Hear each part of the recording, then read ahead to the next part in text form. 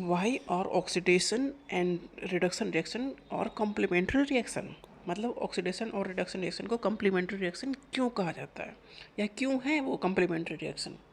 Complementary मतलब एक साथ हो रहे हैं। तो oxidation and reduction are called complementary reactions because they always occur together in the same chemical reaction, मतलब एक साथ ही होंगे एक केमिकल रिएक्शन में।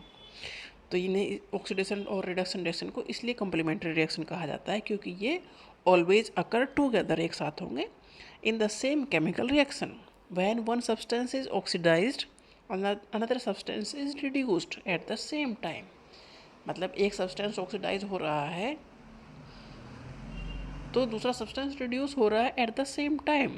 One process can not occur without the other, मतलब एक के बिना दूसरा नहीं हो सकता, इसलिए इन्हें कहा गया कॉम्प्लीमेंट्री रिएक्शन। जैसे कि कॉपर ऑक्साइड है, ये लूज करता है ऑक्सीजन को, तो ये रिड्यूस हो गया, ऑक्सीजन को इसने लूज कर दिया। अगर गेन करता तो ऑक्सीडाइज होता, तो हाइड्रोजन ने गेन कर लिया तो ये ऑक्सीडाइज हो गया, मतलब ऑक्सीजन का लॉस हो गया, हाइड्रोजन का गेन हो गया।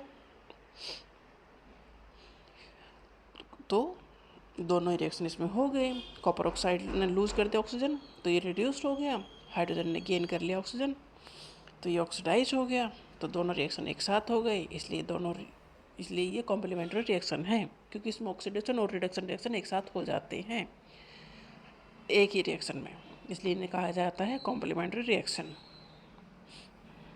एग्जाम्पल याद रख लेना है।